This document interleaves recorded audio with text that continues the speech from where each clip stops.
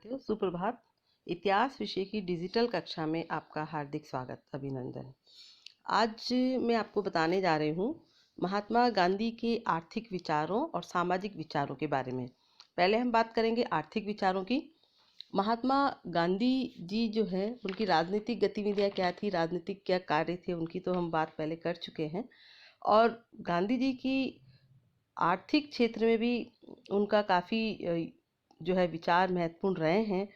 आर्थिक क्षेत्र में गांधी जी विकेंद्रीकृत अर्थव्यवस्था के पक्षपाती थे। उन्होंने इंग्लैंड की औद्योगिक क्रांति के इतिहास का विस्तृत अध्ययन किया और विद्यार्थियों, वह इस निष्कर्ष पर पहुँचे कि आधुनिक युग के भौतिकवादी पूंजीवाद के दुष्प्रभाव से बचने का एकमात्र उपाय आर्थिक विकेंद्रीकरण है। उनका मानना था कि केंद्रीकरण से पूंजीवाद, अतिभौतिकवाद, अनैतिकता, दुराचार और अस्वास्थ्यकारी परिस्थितियां बनती हैं। जैसा कि औद्योगिकरण के परिणामों के रूप में हम देखते हैं वायु प्रदूषण, जल प्रदूषण, ध्वनि प्रदूषण, सब चीज़ें होती हैं।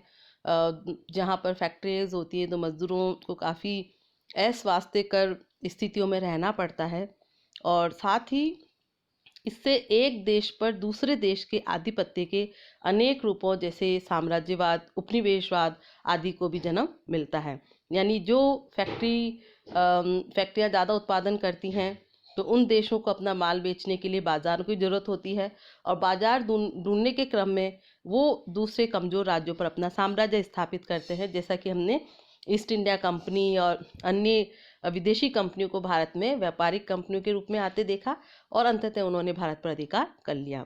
तो विद्यार्थियों, गांधी जी भी ये मानते थे कि अत्यधिक केंद्रीकरण से साम्राज्यवाद और उपनिवेशवाद को बढ़ावा मिलता है, इसलिए वह कुटीर उद्योग धंधों के पक्ष में थे।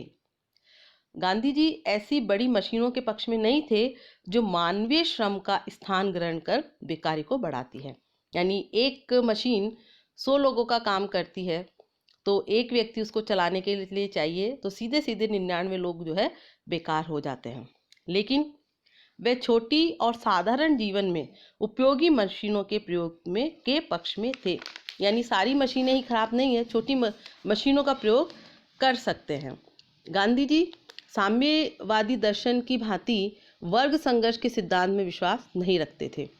उनका विचार था कि वर्ग संघर्ष हिंसात्मक है और समृद्धि के लिए वर्ग संघर्ष की नहीं वरन वर्ग सहयोग की, यानी पूंजीपतियों और मजदूरों के पारस्परिक सहयोग की आवश्यकता है। यानी दोनों मिलकर काम करेंगे तो समाज में शांति भी रहेगी और विकास भी होगा। इसी प्रकार गांधी जी पूंजीवाद को समूलतः नष्ट करने के पक्ष में नहीं थे। पूंजीवादी वर्ग के एकदम समाप्त कर देने से समाज के उद्योग धंधे बंद हो जाएंगे और अनावश्यक रक्तपात होगा।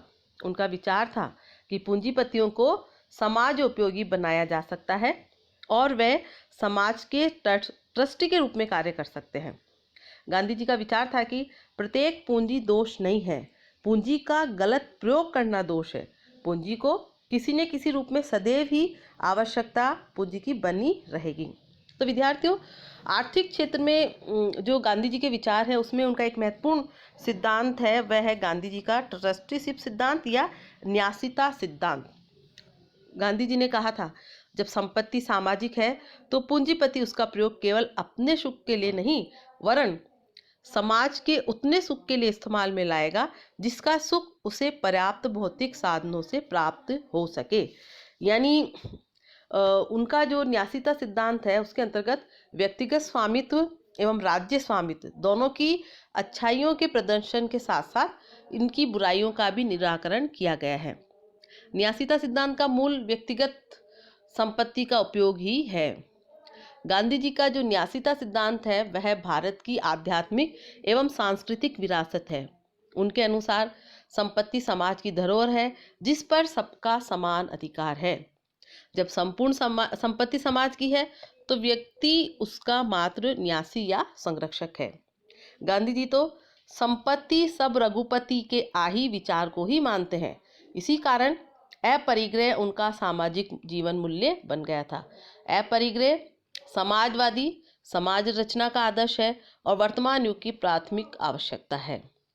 अपरिग्रह का यथार्थवादी अर्थ यह है कि अपनी जरूरत की चीज जो मैं रखता हूँ वह अपने स्वामित्व के लिए नहीं रखता हूँ।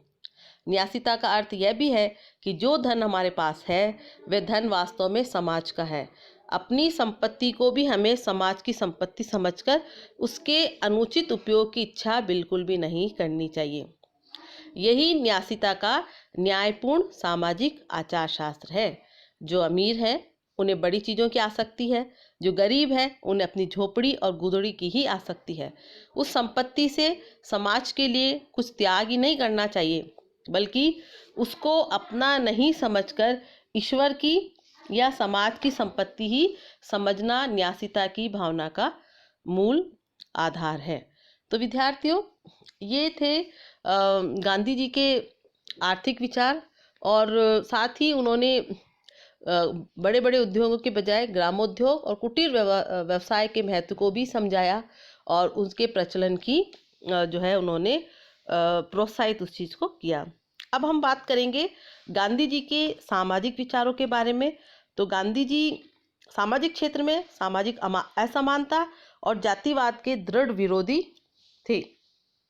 वे हरिजनों को अन्य जातियों के समान समझते थे और उनके द्वारा हरिजनों को समान अधिकार दिलाने के लिए अथक प्रयत्न भी किए गए।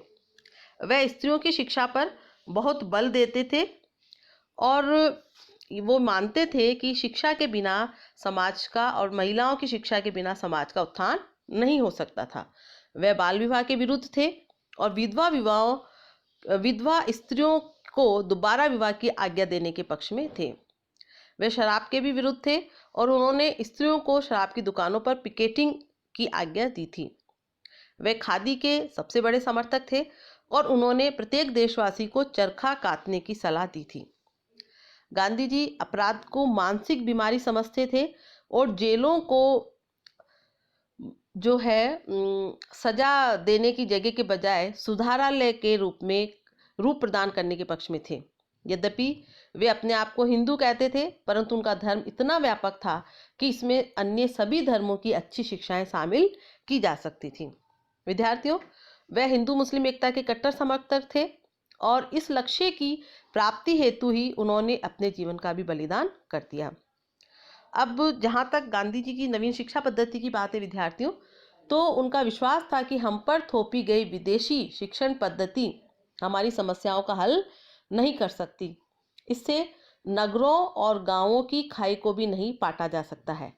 शिक्षित वर्गों और ग्रामवासियों के बीच आधारभूत एकता स्थापित करने के लिए उन्होंने एक नई शिक्षा पद्धति अपनाई। ये शिक्षा, जैसा कि गांधी जी स्वयं कहते हैं, कि ग्रामीण हस्त उद्योगों के आधार पर राष्ट्रीय शिक्षा पद्धति थी। इसका उद्देश्य गांव के स्वतंत्र वातावरण में बच्चों को बिना किसी बाहरी नियंत्रण के किसी न किसी उद्योग में प्रशिक्षित करना था। इस नवीन शिक्षा पद्धति के गुणों पर टिप्पणी करते हुए वे कहते हैं कि कताई और बुनाई जैसे ग्रामीण उद्योगों के आधार पर प्राथमिक शिक्षा प्रदान करने की मेरी योजना अत्यधिक महत्वपूर्ण परिणाम वाली शांत सामाजिक क्रांति को जन्म देगी। यह गांव के तेजी से होने वाले पतन को रोकेगी और एक ऐसी न्यायपूर्ण सामाजिक व्यवस्था की स्थापना करेगी जिसमें धनी और निर्धन के बीच कृत्रिम भेद नहीं होंगे और प्रत्येक व्यक्ति की आजीविका का एक स्वतंत्रता पूर्वक रहने का अधिकार प्राप्त होगा। तो विद्यार्थियों, अभी कोरोना काल में हमने देखा कि जब शहर लॉकडाउन की जद में आ गए तो अनेक जो प्रवासी मजदूर थे वे अपने गांवों की ओर लौटे और बहुत सारे लोग, जैसे कोचिंग शिक्षण संस्थाएं बंद हो गई, प्राइवेट स्कूल्स और अन्य जो है फैक्ट्रीज वगैरह जो बंद हुई, तो लोगों ने अपने मूल स्थानों पर पहुंचकर अपने ही खेती बाड़ी के कार्यों को संभाला या अपने जो कारीगरी के कार्य थे उनको संभाला। तो गांधी जी की बात यही थी कि गांव का पतन रुके और लोग जो है उनको ग्रामीण परिवेश में ऐसी शिक्षा मिले जहां व्यक्ति अपनी कौशल का प्रयोग करते हुए काम करे और उसे जो है वहीं पर अपनी आजीविका भी मिले और स्वतंत्रता पूर्वक रहने का उसे अधिकार भी प्राप्त हो। तो निश्चित तौर पर अगर हम ऐसा कर रहे होते, गांधी जी के इस सिद्धांत का पालन कर रहे होते, तो निश्चित तौर पर ग्रामीण प्रतिभा पलायन को रोका जा सकता था और उन असुविधाओं से बचा जा सकता था जो ग्रामीण लोगों को शहरों में होती है। तो विद्यार्थियों, गांधी जी के राजनीतिक विचार, सामाजिक विचार और आर्थिक विचारों की चर्चा हमने की, और जैसा मैंने पहले भी आपको बताया था कि गांधी जी का जो मूल आधार है आंदोलन का, या उनके जो मूल सिद्धांत है, वो सत्याग्रह, अहिंसा, दया, प्रेम और अहिंसा, धैर्य, उपवास, सहिष्णुता आदि रहे। और गांधी जी का ये मानना था कि साधन और साध्य के बारे में वो कहते थे कि हमारा साधन भी उतना ही पवित्र होना चाहिए जितना कि साध्य। साधन एक बीज है तो साध्य उस बीज से विकसित हुआ वृक्ष। साधन और साध्य में उसी प्रकार अनुलंघनीय संबंध है जो कि बीज और वृक्ष में होता है। वहीं सत्य के बारे में वे कहते थे कि सत्य ही ईश्वर है। सत्य हमारे जीवन के प्रत्येक श्वास में होना चाहिए। और सत्याग्रह के बारे में जैसा कि उनका था सत्याग्रह का सिद्धांत, कि सत्याग्रह एक सकारात्मक एवं विधेयात्मक अवधारणा है। सत्याग्रह का अर्थ है सत्य के प्रति आग्रह, अर्थात आत्मशक्ति, प्रेम, भक्ति और सम्यक शक्ति का आग्रह। सत्याग्रह बहादुरों का अस्त्र है। इसका आधार गीता का निष्काम कर्मयोग है। तो विद्यार्थियों, गांधी जी के जो विचार है राजनीतिक, सामाजिक, आर्थिक, वो काफ़ी व्यापक हैं और हमें अपने आगे जीवन के लिए जो है दिशा उसमें प्राप्त हो सकती है। आइंस्टाइन ने उनके बारे में कहा था कि आने वाली पीढ़ियां शायद मुश्किल से ही विश्वास करेंगी कि गांधी जैसा हार्ड मास का पुतला कभी इस धरती पर हुआ होगा। वहीं नोबेल पुरस्कार विजेता महाकवि रविन्द्रनाथ टैगोर कहते हैं कि गांधी जी एक राजनीतिज्ञ, संगठनकर्ता, मनुष्यों के नेता और नैतिक सुधारक के रूप में महान है, परंतु वह मनुष्य के रूप में उससे भी अधिक महान है, क्योंकि ये सभी पक्ष उनकी मानवता को सीमित नहीं करते हैं। वहीं आचार्य कृपलानी उनके बारे में कहते हैं कि हम में से अधिक लोग अपनी छोटी छोटी शुद्धियों में ही अपने आप को ठीक मानकर उनकी तुच्छता का प्रदर्शन करते हैं। महात्मा जी बहुत सी छोटी छोटी बातों में गलत होकर भी पूर्ण योग में ठीक होते थे और असंगतियों में भी महान थे। तो विद्यार्थियों, महात्मा गांधी के विचार निश्चित रूप से हम सबको कुछ दिशा दें। इसी शुभकामनाओं के साथ धन्यवाद।